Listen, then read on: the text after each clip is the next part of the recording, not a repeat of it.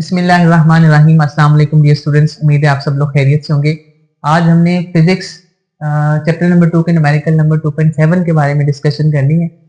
तो मैं आप लोगों को स्टेटमेंट बताता हूँ। पहले इसकी स्टेटमेंट के according a stone is dropped from a height of 45 metres.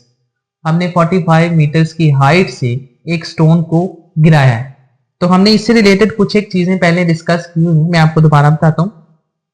Page 45 पर आए, यहां पर फ्री फॉल एक्सेलरेशन वाला टॉपिक है, टॉपिक 2.13। इस पेज के लास्ट में ये information, if a body is released from some height, point number 1 लिखा हो ब्रैकेट में, if a body is released from some height to fall freely its initial velocity vi will be taken as 0। ठीक है, अगर हमने 45 metres की height से किसी एक स्टोन को ड्रॉप किया है तो इसका मतलब इसकी इनिशियल वेलोसिटी भी कितनी होगी? 0 होगी। और हमने ये सीखा है कि अगर कोई ऑब्जेक्ट जमीन की तरफ आ रहा है या जमीन से दूर जा रहा है तो उस केस में जो एक्सेलरेशन प्रोड्यूस होता है that is known as free fall acceleration, या इसका एक और नाम भी है ग्रेविटेशनल एक्सेलरेशन। और इसको हम स्मॉल g से प्रेजेंट करते हैं और इसकी exact value 9.8 metre per second square है, लेकिन जब हम न्यूमेरिकल सॉल्व कर रहे होंगे तो हम इसको 10 देंगे, 10 मीटर पर सेकेंड स्क्वायर। ठीक है, ये भी इसी पेज पर मेंशन है। ठीक है, तो अब मैं according to the statement of the numerical हम चीजें लिख रहे हैं। सोल्यूशन गिवन डेटा में हम लिख रहे हैं इनिशियल वेलोसिटी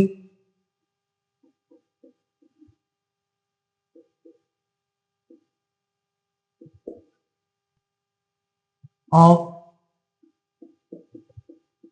स्टोन vi, और ये कितनी होगी? 0 मीटर पर सेकेंड। अब ये 0 मीटर पर सेकेंड क्यों है? अभी हमने एक पॉइंट डिस्कस किया, जब कभी हम किसी एक ऑब्जेक्ट को किसी पर्टिकुलर हाइट से ड्रॉप करेंगे तो उसकी इनिशियल वेलोसिटी को हम 0 कंसीडर करेंगे। इसका एक ऑल्टरनेटिव केस भी हमने पढ़ा हुआ है, जब कभी कोई ऑब्जेक्ट ब्रेक लगा दे, ठीक है, तो इसका मतलब ब्रेक लगाने के बाद उसने थोड़ी दूर जाकर रुक जाना है।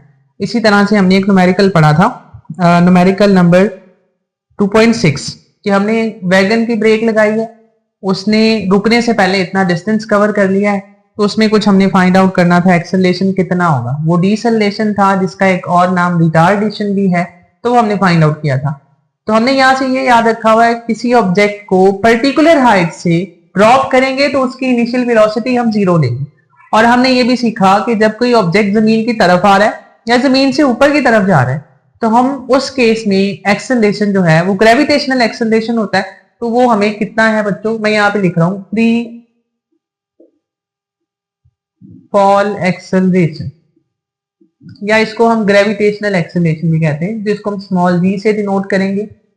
और इसकी वैल्यू इस बार हम 10 मीटर पर सेकेंड स्क्वायर ले रहे हैं। ठीक है, अभी मैंने आपको पेज नंबर 45 पर ये इंफॉर्मेशन बताई थी, the gravitational acceleration small g will be taken as positive in downward direction.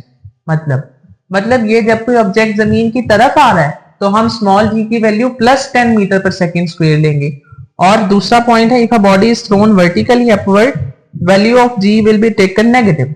और अगर कोई ऑब्जेक्ट जमीन से दूर जा रहा है, ठीक है, जमीन से ऑपोजिट डायरेक्शन में ट्रेवल कर रहा है, तो उसमें ये स्मॉल g जो हमने लिया है this will be taken as negative, मतलब हम -10 मीटर पर सेकेंड स्क्वायर लेंगे। उम्मीद है ये बात आप लोगों को समझ में आ गई होगी। अब वापस आ जाए, तो स्मॉल g की वैल्यू भी हमने लिखी, इसके बाद और इंफॉर्मेशन जो है वो भी हम लिख ले रहे हैं। इसके बाद बच्चों न्यूमेरिकल में उन्होंने हाइट ऑफ स्टोन बताई हुई है, हाइट ऑफ स्टोन फ्रॉम अर्थ वो कितनी है वो भी हम लिख रहे हैं, हाइट ऑफ स्टोन 8 के साथ प्रेजेंट कर रहे हैं, it is mentioned as 45 metres. तो हाइट ऑफ स्टोन भी बताई हुई हमने, वो लिख ली, height of stone is 45 metres. फिर उसके बाद how long will it take to reach the ground, what will be its velocity before hitting the ground. How long, कितना वक्त, कितना टाइम ये जमीन तक पहुंचने के लिए लेगा, यानी हमने इसमें टाइम फाइंड करना है। और इसकी velocity just before hitting the ground, यानी ग्राउंड को हिट करने से पहले इसकी वेलोसिटी कितनी होगी, यानी हमने फाइनल वेलोसिटी फाइंड करनी। अगर आपको ये अंडरस्टैंड करने में मुश्किल हो तो आप ये देखें, हमें इनिशियल वेलोसिटी दी गई है, एक और वेलोसिटी फाइंड करने के लिए कहा गया, इसका मतलब हमने फाइनल फाइंड कर ली। अगर फाइनल वेलोसिटी दी हुई है और एक और वेलोसिटी फाइंड करने के लिए कहा गया है, इसका मतलब ये है कि आपने इनिशियल वेलोसिटी फाइंड करनी। तो आप इस तरह भी याद रख सकते हैं, अगर आपको समझने में अंडरस्टैंड करने में मुश्किल हो तो हमने क्या फाइंड करना, वी वांट टू फाइंड क्या फाइंड करना चाह रहे हैं? हमने टाइम टेकन फाइंड करना है by the stone to reach the ground, और velocity just before hitting the ground, मतलब हमने final velocity of stone find करनी है। तो हम लिख रहे हैं time taken to reach the ground, लिख ले चाहे स्मॉल टी, हमने कितना होगा ये फाइंड आउट करना है, और फाइनल वेलोसिटी जिसको हम वी एफ के साथ प्रेजेंट करेंगे, ये दो चीजें फाइंड करनी है। Time taken by the stone to reach the ground and velocity of the stone just before hitting the ground, मतलब फाइनल वेलोसिटी और टाइम फाइंड आउट करना है। ठीक है, तो हम आगे फर्दर सॉल्व कर रहे हैं, हेडिंग लगा रहे हैं एक और, कैलकुलेशंस।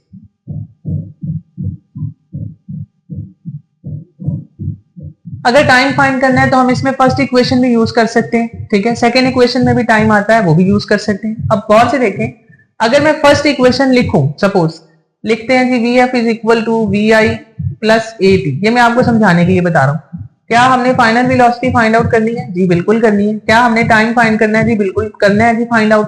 तो हमने इनसे प्रीवियस न्यूमेरिकल्स में ये बात की थी कि इसमें इस इक्वेशन में 4 वेरिएबल्स इन्वॉल्व हैं। फाइनल वेलोसिटी है, इनिशियल है, एक्सेलरेशन है, टाइम है। अगर इनमें से कोई 3 मालूम होते तो हम ये वाली इक्वेशन यूटिलाइज कर सकते थे। इसका मतलब ये तो हम यूटिलाइज नहीं करेंगे।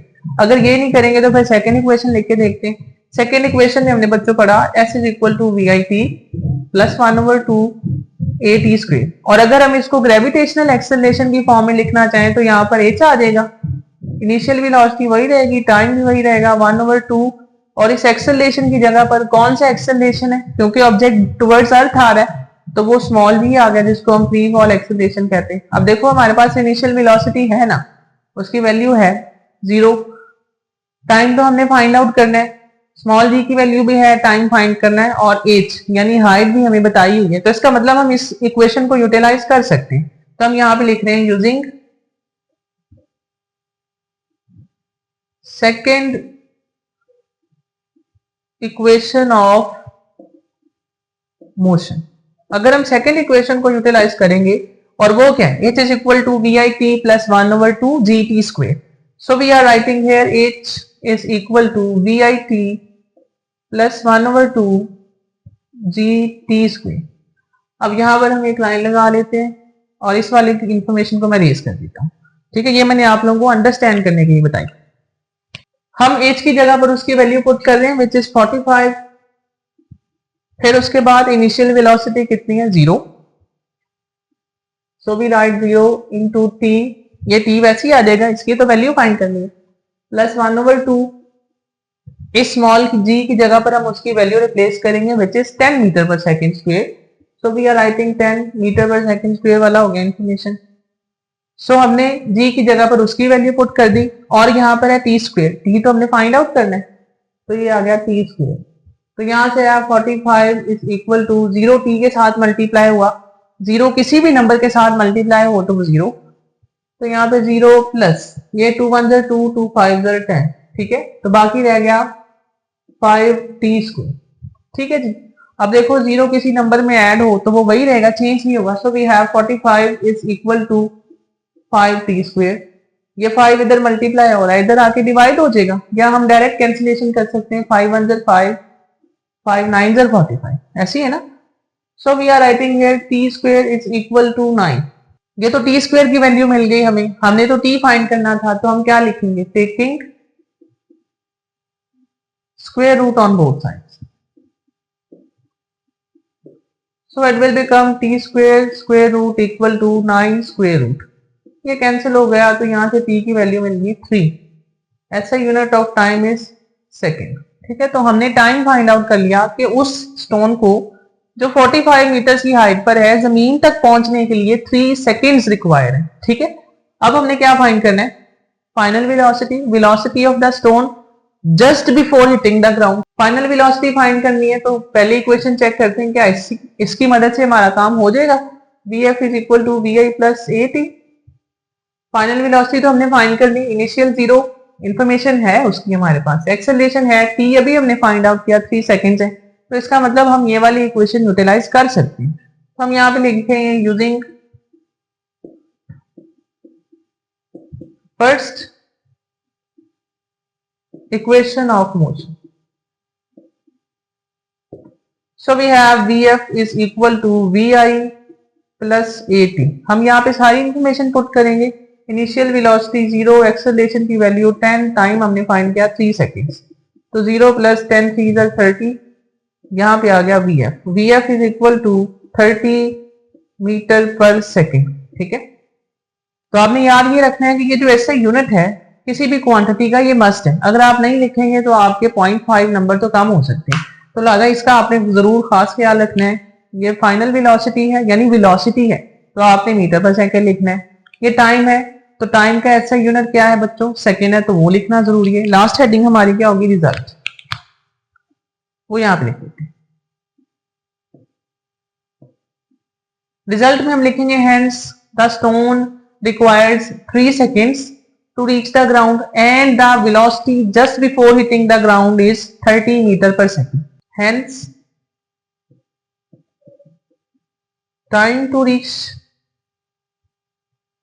the ground and velocity just before hitting the ground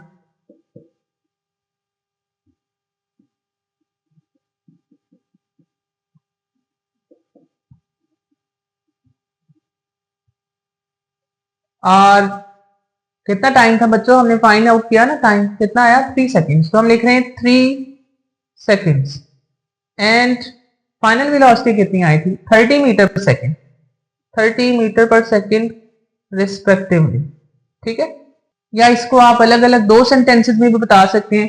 hence the time taken to reach the ground is 3 seconds and the velocity of the stone before hitting the ground is 30 metre per second. ठीक है जी, तो हमने बड़ी आसानी के साथ ये numerical number 2.7 solve कर दिया।